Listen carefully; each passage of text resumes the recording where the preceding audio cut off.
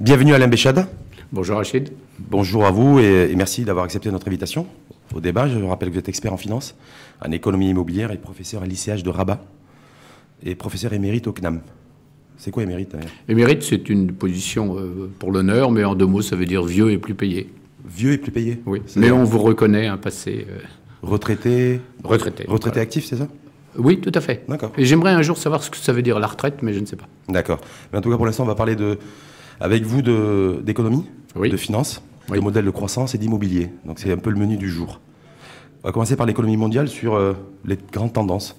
Alain Béchade, vous qui êtes un observateur averti, il y a des croisements d'observations d'économistes qui... Voilà, nous vivons un monde chahuté actuellement. Tout le monde est l'ennemi de tout le monde.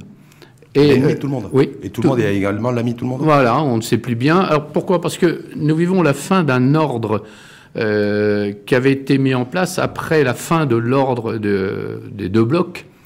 Et cet ordre mis en place tombe dans le désordre actuellement. C'est-à-dire qu'à l'origine, il y avait un peu deux blocs. Et le bloc occidental, aujourd'hui, a perdu sa toute-puissance économique, puisqu'on voit le bloc asiatique qui monte fortement. Donc, on pourrait se retrouver dans un monde un peu tripolarisé, oui. Mais avec au milieu de ça une puissance potentielle forte qu'est l'Europe, qui est vos cousins européens, vous êtes nos cousins marocains, mais qui l'Europe elle-même, se déchire entre elles. Le Brexit met le brouillard sur le Channel. Or, quand il y a du brouillard sur le Channel, c'est bien l'Angleterre qui est isolée. Mais je crois savoir que c'est pas l'Europe qui tire la croissance économique mondiale. C'est plutôt les États-Unis et plutôt la Chine. Non. Et on est là beaucoup plus dans un monde beaucoup plus bipolaire que tripolaire. Non, c'est plus compliqué que ça. C'est plus compliqué que ça. Quand on parlera un peu de finance, vous verrez que c'est plus compliqué que ça. Mais en deux mots, les États-Unis, dans la phase Trump triomphante, on va dire, ont eu une progression du PIB supérieure à 4, vous savez, l'année passée, mais il y a un tassement qui est prévu actuellement. C'est ce que prévoient en tout cas les économistes. Est-ce que vous, en fait, parce qu'il y a en termes de pronostics et de lecture, il y a le camp des économistes qui prévoit un ralentissement, ils sont nombreux, et il y en a certains qui prévoient une nouvelle crise financière, un petit peu à celle qu'on a eue il y a une dizaine d'années. Oui, mais il y a une certaine... certaine... il est dans quel temps? Attendez, il y a une logique, c'est-à-dire il n'y a pas d'économie sans bonne finance. Donc, dès lors que vous auriez une difficulté financière, vous avez une difficulté économique. Ou dès que vous avez une grosse difficulté économique, vous avez une difficulté financière. On va y revenir sur la finance. L'Europe, elle, subit un certain ralentissement. La Chine aussi. Mais la Chine, vous savez que les statistiques chinoises sont mises en doute. Aujourd'hui, par exemple, la Chine a annoncé 6,4 de hausse de PIB. En fait, il paraîtrait que ce serait 1,67. Bon, on ne sait pas où est la vérité. Il y a quand même un écart entre les deux. Voilà, vous voyez, tout ça, c'est assez confus. Mais sur la Chine, je crois savoir que c'est un tiers de la croissance économique mondiale. C'est le moteur à réaction. Oui, voilà. Absolument.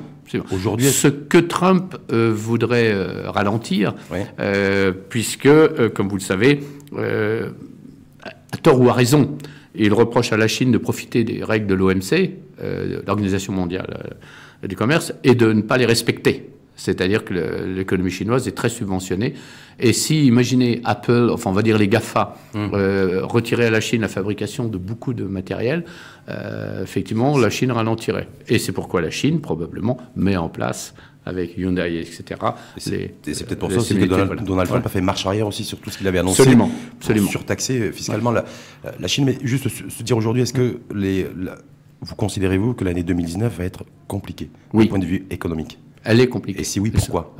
Alors, elle est compliquée. Alors, en raison du contexte dont on a parlé, en raison des niveaux d'endettement, qu'ils soient publics ou privés, quand on cumule les deux, l'endettement public, c'est-à-dire les endettements des États, aujourd'hui dans le monde, est égal à plus de 3100 fois le PIB mondial. C'est un record mondial. Ça, on n'a jamais vu, et ce qui fait que la science économique n'a pas de réponse à vous apporter aujourd'hui sur la manière de traiter cette situation. Il est peut-être probable qu'on ne rembourserait jamais un peu ces dettes. Mais est-ce qu'il y a du mal à s'endetter? Comment? Est-ce qu'il y a du mal? Non. Est-ce qu'il y a mal à s'endetter? Car parallèlement, attendez, parallèlement, les liquidités disponibles, c'est-à-dire sont égales à 7 fois le PIB mondial. Donc ça veut dire quoi? Ça veut dire que vous n'avez aucun mal à lever... C'est-à-dire qu'il y a de l'argent frais, de l'argent en tout cas disponible pour les États, et les États continuent à s'endetter. Et il y en a ceux qui arrivent à bien se débrouiller, à avoir un niveau de croissance économique, qui arrivent à répondre un petit peu aux besoins de leurs citoyens, c'est ça? Et ceux qui arrivent plus difficilement. Oui. Mais Le problème, c'est d'attirer ces capitaux.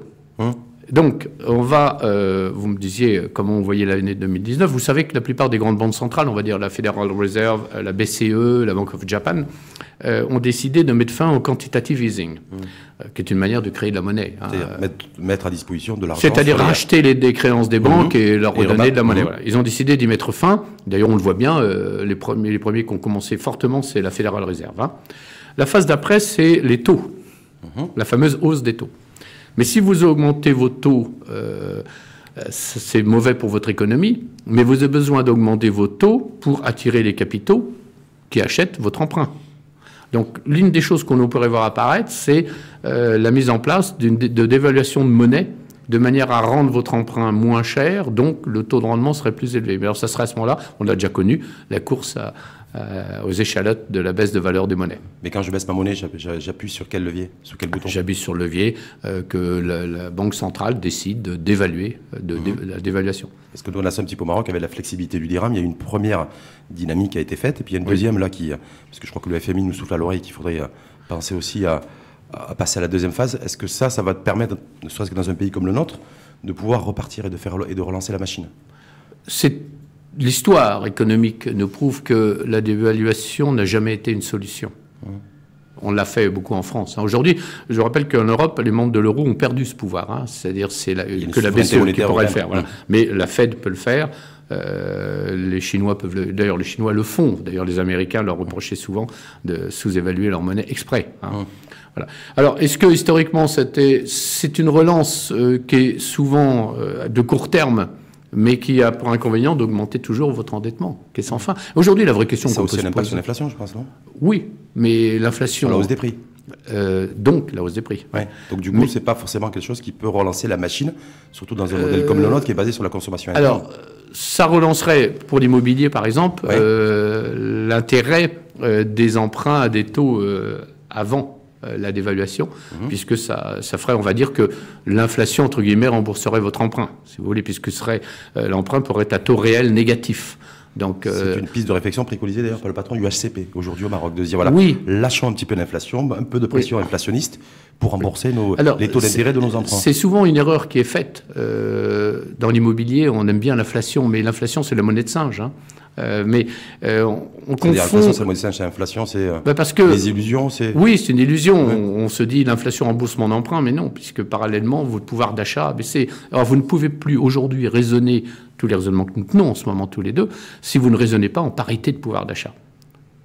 Je vous donnerai quelques exemples, si vous voulez. Prenons un exemple français, mais je peux donner un exemple au Maroc. 100 euros, c'est que vous touchez 100 euros. Ça représente un pouvoir d'achat de 80 euros à Paris et de 120 euros dans l'Ariège. C'est la même somme, le revenu et le pouvoir d'achat. Et tant qu'on n'a pas entré dans nos données fondamentales, c'est ce qu'on appelle aujourd'hui le standard de pouvoir d'achat, on ne peut plus faire des analyses de comparaison comme on faisait. Alors, un mot sur l'inflation et l'immobilier. L'immobilier, partout, a souvent confondu la maladie et le thermomètre. C'est-à-dire, ils disent je vais augmenter la chaleur du thermomètre. Mais non, c'est la maladie qui donne le thermomètre, c'est pas l'inverse. Vous voyez ce que je veux dire? Donc souvent, c'est une profonde méconnaissance de mécanique de l'inflation.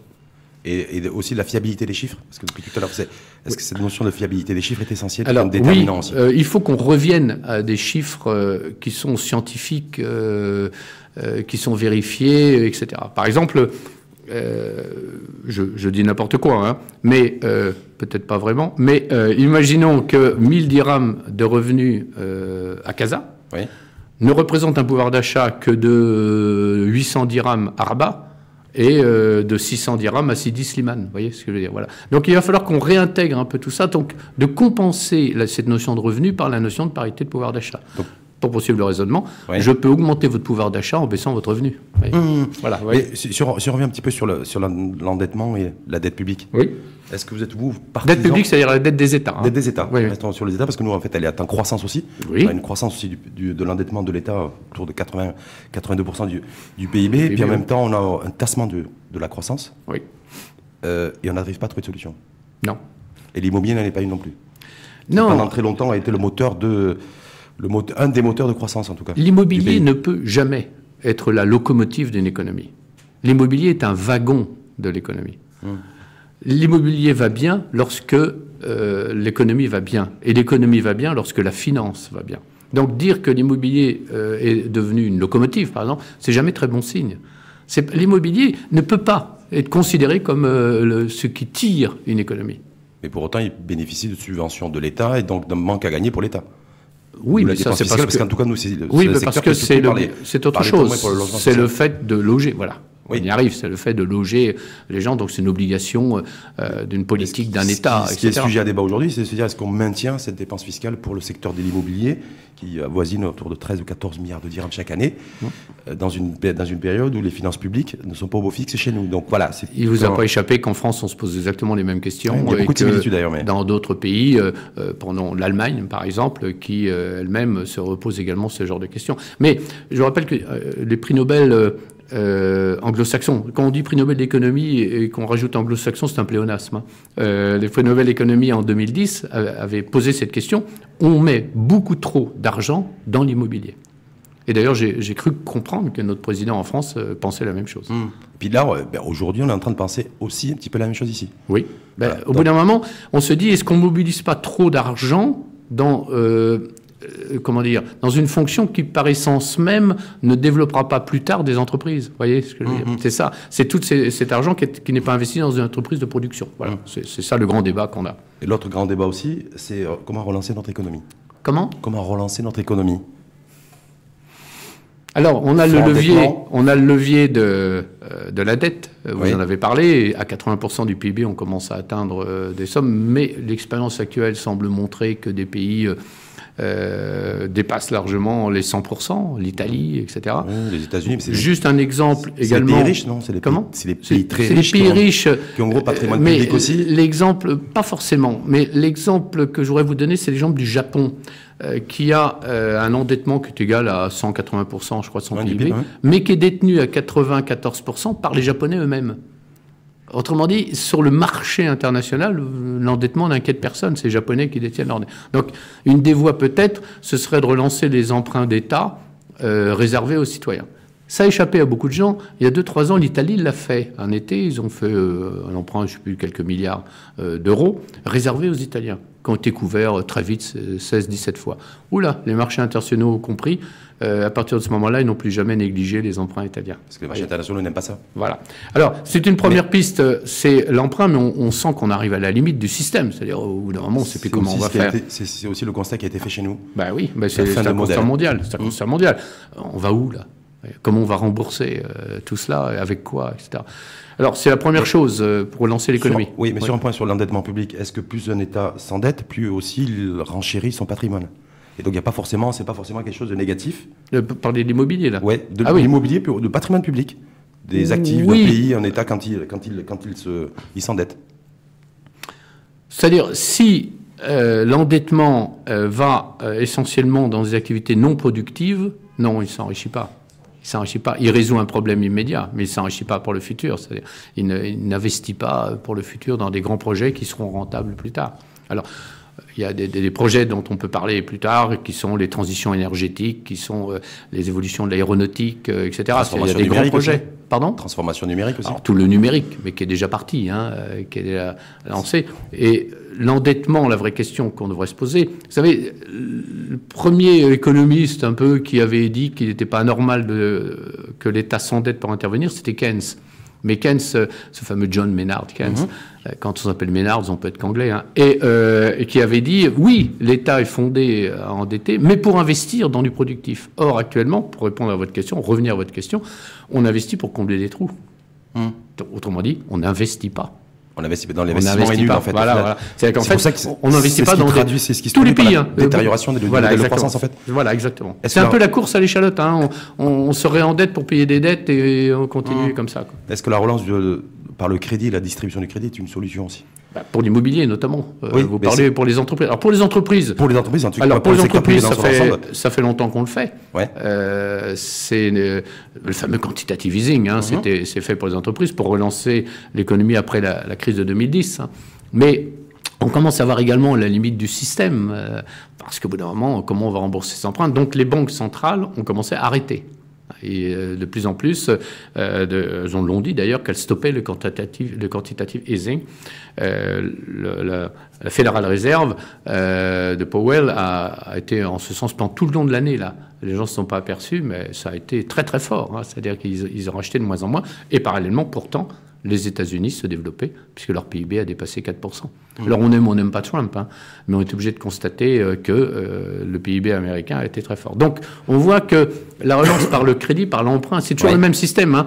Est-ce que c'est la fin de ce modèle-là en fait qui nous a conduit aujourd'hui à des endettements privés et publics conséquents? Voilà, je voulais arriver à cette conclusion, c'est qu'on est probablement, on ne sait plus si on est dans un cycle en bout de souffle ou dans le souffle d'un bout de cycle. C'est-à-dire qu'aujourd'hui, et pour répondre à votre question, on ne voit pas apparaître les solutions autres que ces solutions très classiques, mais qui montrent leurs limites. On est en bout de souffle là. Mais pour autant, il y a aujourd'hui la contestation sociale, bon, chez vous en France avec les Gilets jaunes, mais un peu partout dans le monde aussi. Oui. Avec des mouvements aussi politiques qui s'expriment. La montée des populismes, on va dire. Populisme. Oui.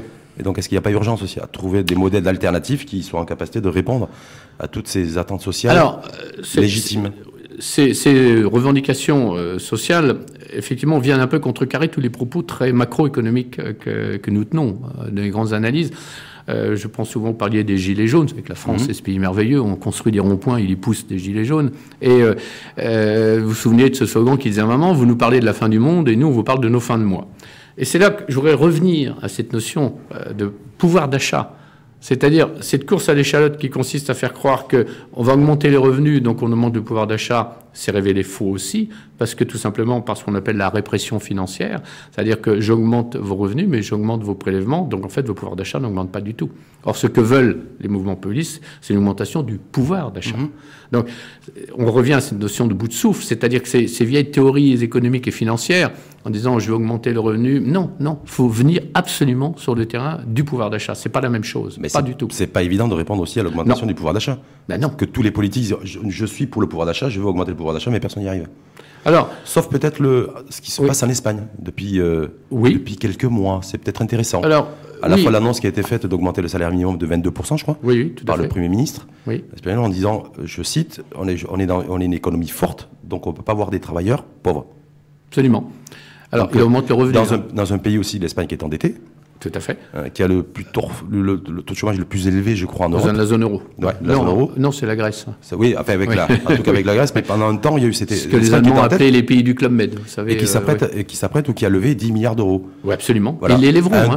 Ils les lèveront. Ils les lèveront, c'est pas le problème, vu des capitaux disponibles. Mais l'Espagne, d'abord, attention que l'Espagne vient de loin.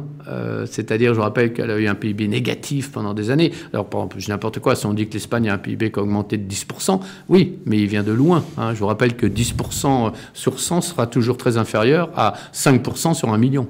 Voilà, vous voyez, en valeur absolue. Vous voyez, on revient à cette notion de valeur absolue, cette reprise en compte du pouvoir d'achat. Et encore une fois, le gouvernement espagnol augmente les revenus, mais le salaire minimum, c'est très bien. En le faisant payer ou le cofinancé par les banques. Oui. Mais est-ce que j'augmente le pouvoir d'achat pour autant? C'est pas le cas. Non.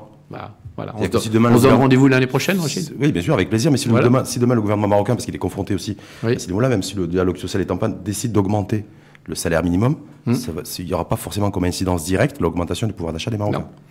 Vous me parliez des Gilets jaunes. Regardez, leur première revendication, c'était qu'on arrête de taxer le carburant dont ils ont besoin pour se déplacer. Ils ne demandaient pas qu'on augmente le salaire. Ils demandaient qu'on augmente leur pouvoir d'achat ou qu'on arrête de le rogner. Qu'on arrête surtout de détériorer leur pouvoir d'achat. Voilà.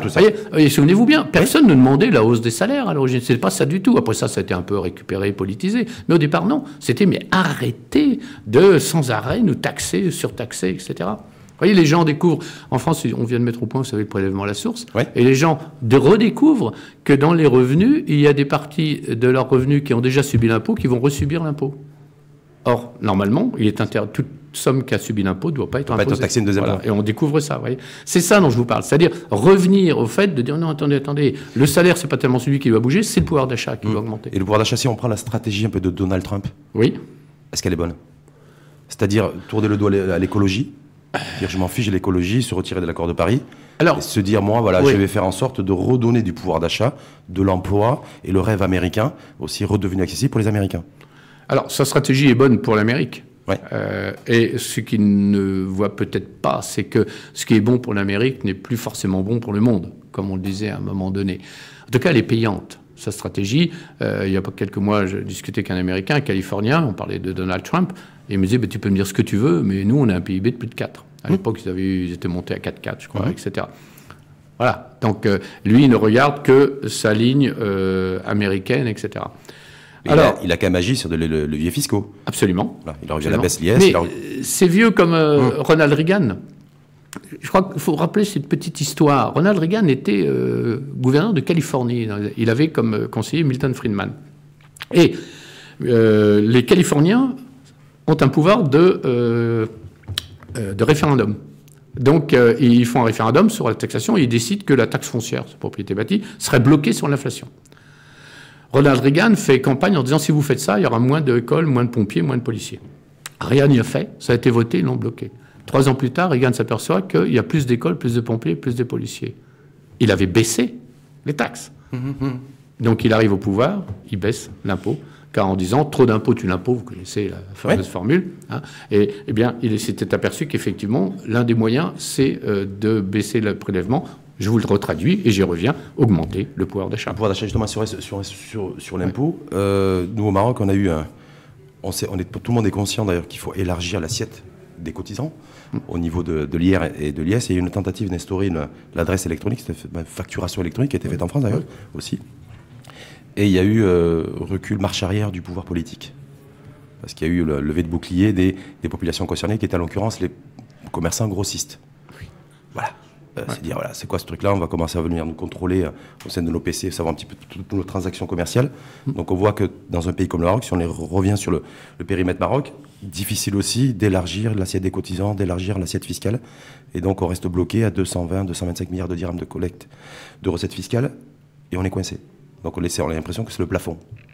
Donc du coup, est-ce que là aussi, il y a une alternative éventuellement ou c'est vieux on comme est coincé. C'est vieux comme l'histoire de l'impôt. Hein. Ouais. En vous écoutant, je rajeunis. En France, c'était l'époque des commerçants, dénommés Nicou, qui faisaient la révolte des commerçants parce que pareil, on avait décidé qu'ils devaient payer de l'impôt. Vous vous rendez compte? C'est quel scandale. C'est l'impôt dû. L'impôt dû. Oui, l'impôt dû. Oui, il fallait qu'ils payent, etc. Et qu'il y avait des contrôles. Puis les choses se font. Les choses comment dire? Le temps des technocrates n'est souvent pas le temps de l'homme.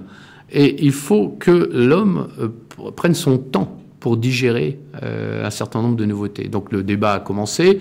Les politiques, à tort ou à raison, décident que c'est peut-être pas le moment, mais ça ne veut pas dire qu'ils ne reviendront pas. Ça ne veut pas dire qu'au bout d'un moment, la population dira oui, au fond, l'impôt idéal, hein, c'est l'impôt très faible à assiette très large. Hein, souvenez-vous. Plus il y a des cotisants, moins la pression fiscale est élevée. Voilà, c'est l'impôt idéal. Hein, mais après ça, pour des tas de raisons, on fait trop d'exemptions fiscales, on fait trop de cadeaux à des gens.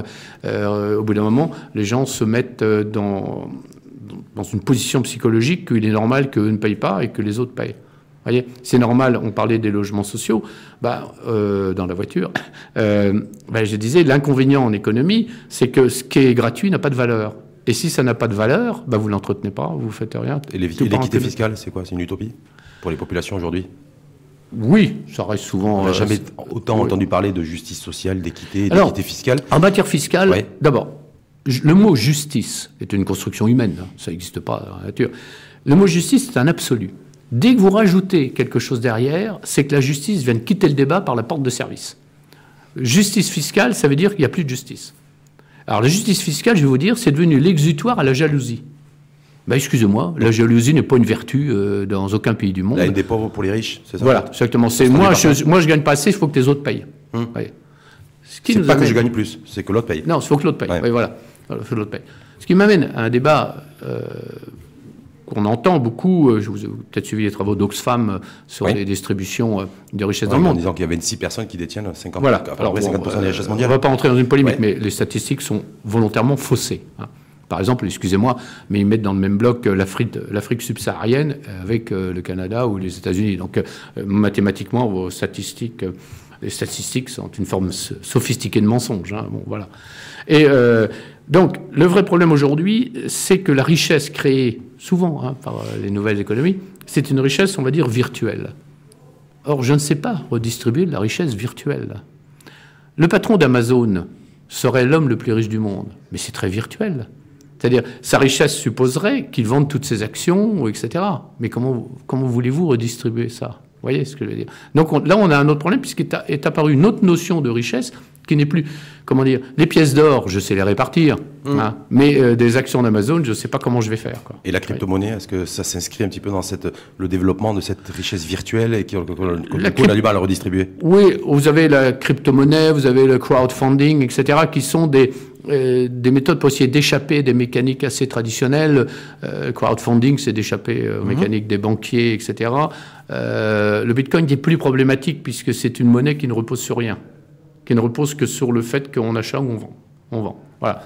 C'est du pure trading. Mais oui, c'est du pure trading. Bon, ce qui veut dire aussi qu'on cherche des solutions actuellement, hein, d'autres solutions peut-être. Mais pour le moment, le Bitcoin, ce n'est pas. Si j'ai un conseil à donner, passez votre chemin. Laissez les pertes. Vous n'y croyez pas, vous? Non, laissez les pertes aux autres. Les pertes aux citoyens et les. Non, à ceux qui ont voulu, qui sont imaginés qu'ils allaient gagner, etc. Et l'immobilier. Alors, l'immobilier, vous êtes expert en immobilier. Donc vous l'avez compris. Moi, ce que j'ai compris, je veux dire, c'est qu'on a du mal à saisir avec pertinence et avec exactitude la situation du secteur immobilier chez nous. Oui. Voilà. Chez vous? Chez nous, au Maroc, on ne sait pas. Ouais. Les prix baissent, les prix montent, on ne sait pas trop. Ce qui est logique. Les transactions sont en hausse ou les transactions stagnent ou les transactions baissent, on ne sait pas non plus. Mais tout ça est parfaitement logique, tout ce que vous me dites. D'accord. Quand allons-nous tous, hein, je mets mon pays aussi à la fin dedans, arrêter d'avoir des statistiques globales qui n'ont aucun sens? Parce que ça n'a aucun sens de dire, vous avez des villes où l'immobilier s'effondre. Vous avez des villes où l'immobilier monte parce qu'il y a une demande, la métropolisation. C'est normal, c'est mathématique et tout. Et vous avez des phases de construction, de plus de construction, ou des phases où il y a moins de construction, parce que lancer une opération, c'est long. Et au bout d'un moment, lorsque vous avez lancé des opérations, vous attendez un petit peu que ce soit commercialisé avant de relancer. Donc, il y a des effets de latence qui sont un petit peu longs. Mais il ne peut pas y avoir dans quelque pays que ce soit dans le monde de statistiques immobilières globales. Ça n'existe plus. Et fiable, oui? Fiable, oui. Est-ce que oui? Oui, on peut en avoir des statistiques fiables dès lors que on dit la vérité. C'est-à-dire?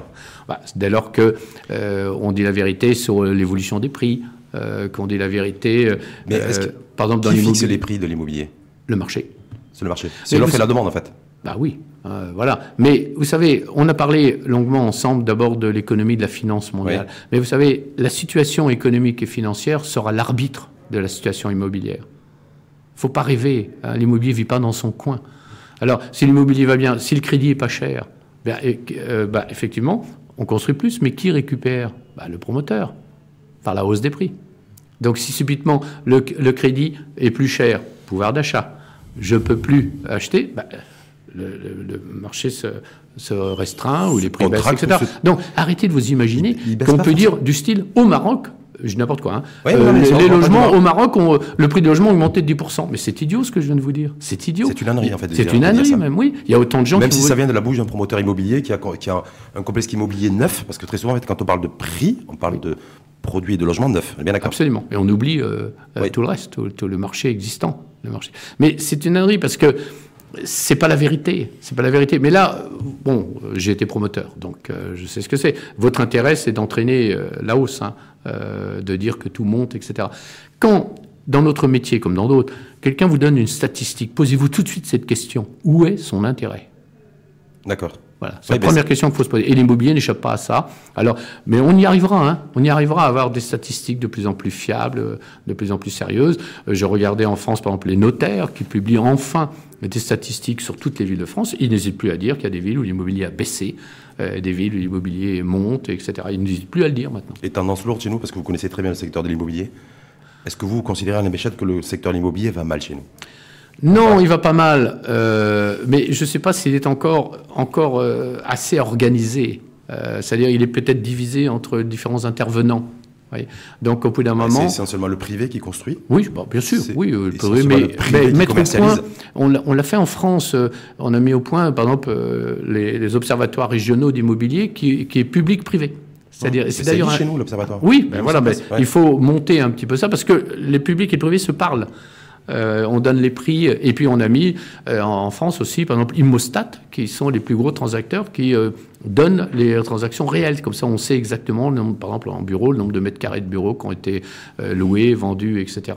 On connaît les taux de placement et tout. Voilà, on arrive à se parler, et on livre des statistiques fiables. Et vous y arriverez. Hein, vous ferez comme tout. Le fait d'avoir des statistiques fiables, c'est ça qui permettrait au secteur de l'immobilier de repartir ou de mieux se comporter? Ah oui, indubitablement. Ça, c'est vérifié. Vous avez des exemples concrets où dans les pays ou les territoires où il y a des statistiques fiables. Ouais. La confiance qui arrive. Vous voyez, c'est les gens qui veulent investir, par exemple dans l'immobilier, il faut qu'ils aient confiance. Or, le monde dont on parlait au début est un monde de montée des risques. Hein. Oui. Donc, c'est pas un monde qui inspire la confiance pour un investisseur, quoi. Bon, bien, à partir du moment où vous présentez des statistiques qui sont fiables, vous n'hésitez pas à dire que, je sais pas, que les prix que Tanger marche très bien, je dis n'importe quoi, que Casa patine, que, j'en sais, ou Marrakech, je sais pas quoi. Bien, vous le dites, donc ça rassure les gens. Oui, parce qu'ils disent, tiens, ils disent la vérité. Avec des marqueurs, par exemple, je pense, par exemple, qu'un marché comme Marrakech, par exemple, est très dépendant des investisseurs étrangers. Donc, vos statistiques... On est sur du marché de l'immobilier haut de gamme. Voilà, mais donc vos statistiques sont dangereuses. Oui. Et quand on parle aussi d'immobilier, c'est vrai que, parce qu'on l'a évoqué un petit peu tout à l'heure, on parle essentiellement, mais ça, c'est les promoteurs immobiliers. Oui. On parle du neuf. On ne parle pas du reste. Bien sûr, bien sûr. Bah, eux, ils construisent que du neuf. Oui. Donc, ils peuvent parler que de cela. Mais on oublie qu'aujourd'hui... Parce que je crois que la majorité de l'immobilier et du logement, c'est du stock. C'est du stock. Et ce stock, chez nous, il est grandissant aussi. Oui. Alors, le stock, d'abord, il faut qu'il soit entretenu. Il faut qu'il soit régénéré. J'expliquais à mes amis marocains que, par exemple, une opération de bureau à la Défense, que vous connaissez bien, le site de la Défense, un immeuble à la Défense est complètement réhabilité tous les 15 ans. Mais lourd, hein, c'est-à-dire on casse tout, on garde que les poteaux-poutres et on refait l'immeuble. 15 ans. Vous voyez, ça va vite. Alors, l'immobilier de stock est un immobilier sur lequel il va falloir revenir, s'intéresser. Dans beaucoup de pays aujourd'hui, les entreprises du BTP font l'essentiel de leurs chiffres dans la restauration-rénovation plutôt que dans la construction. Voyez, au bout d'un moment, votre parc atteint un chiffre qui fait qu'il ne va pas augmenter de 10% par an. Je suis pas intimement convaincu que les promoteurs immobiliers qui sont propriétaires de logements qui font partie de ce stock ont envie de réinjecter de l'argent pour rénover ce parc qui leur appartient. C'est peut-être pas eux qui vont le faire. Il faut peut-être à ce moment-là, vous commencez à voir apparaître de nouvelles fortunes, des nouvelles fonds, des foncières, par exemple. Vous voyez, des foncières cotées. Je ne sais pas si vous en avez beaucoup encore actuellement, ouvertes au public. Un moyen d'investir dans l'immobilier, c'est aussi d'acheter des actions de foncières qui sont liquides. Un bien immobilier, il n'est pas liquide en lui-même, tandis que l'action est liquide. Donc vous conciliez les deux, vous investissez dans l'immobilier, mais au travers de structures cotées, par exemple. Ça, c'est un avenir que vous pouvez développer. C'est-à-dire, au bout d'un moment, tout ce patrimoine qui est dispersé, hein, on va dire aujourd'hui, qui est important et qui est majoritaire, surtout parce qu'on l'occupe alors qu'il est majoritaire. Évidemment, il l'est, bien sûr. Vous pouvez le recentrer, le reconcentrer, et les interventions peuvent se faire beaucoup plus facilement. Vous voyez qu'il y a beaucoup de choses à faire. Quand vous êtes au Maroc, vous arrive d'avoir des échanges, des discussions avec les promoteurs immobiliers? Oui, bien sûr. Oui. Ils vous disent quoi aujourd'hui? Ce qu'ils vous disent à vous. Moi, ils ne me disent pas grand-chose, je les vois très peu. Mais un bon promoteur, qui se plaignent un bon promoteur se plaint. Un bon promoteur, il se plaint qu'il n'y a pas de terrain. Je pense que vous l'entendez, que le terrain est trop cher, que le crédit ne le soutient pas. Que l'administration est embêtante. Ce qui est vrai d'ailleurs. Mais oui, dans tous les pays du monde. Mais ce qui est assez vrai. Mais il y a une évolution à venir, puisque vous parlez de l'administration, qui va être assez profonde. C'est le phénomène de scalabilité des immeubles. Et ça, je ne crois pas qu'on l'ait pris. Scalabilité ? Pardon, oui, ça vient de l'anglais scalability, l'adaptation. Regardez, depuis 50 ans, dans tout le pays du monde, on réglemente, c'est-à-dire bureaux, habitations, commerce, vous voyez, ce que vous voulez. Eh bien, c'est plus du tout ça ce qui va se passer. Regardez dans le commerce. On vient de passer d'une économie de détail à l'économie du colis. C'est-à-dire aujourd'hui, vous voyez apparaître, c'est-à-dire au bout d'un moment, le commerçant, il n'achète même plus sa marchandise, il ne revend pas, il est dépositaire d'un colis que vous devez venir chercher chez lui. Alors, ça, vous pouvez le faire n'importe où, il n'y a pas besoin d'un commerce, en centre-ville ou etc. Le logement, normalement, dans beaucoup de pays, on n'a pas le droit de transformer un logement en bureau. Oui. Mais aujourd'hui, tout le monde, le nomade du high-tech aujourd'hui, le télétravailleur, il travaille chez lui. Donc, toute cette évolution va faire qu'au bout d'un moment, il va falloir qu'on repense des règles de droit public, d'urbanisme et tout, et de droit privé, la nature des baux et tout. Ça veut dire que les nouvelles technologies vont aussi révolutionner, parce qu'on parle de la 4e révolution industrielle. Mais y compris, regardez, 4.0, parce que dans le secteur immobilier, c'est ce qui va se passer. Bien sûr.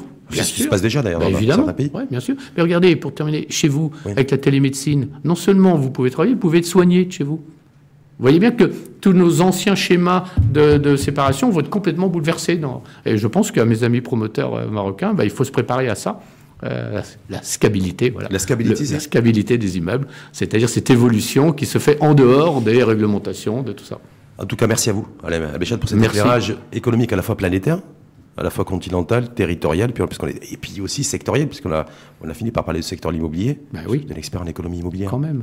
Oui, merci en tout cas. Merci à vous. Merci Alain Abéchad, expert en finance, en économie immobilière, professeur à l'ICH de Rabat et professeur émérite au CNAM, retraité actif. Oui, un actif retraité. Actif, vous avez montré votre activité en tout cas lors de ce débat. Merci en tout cas à vous Alain Abéchad et belle journée à vous. Merci.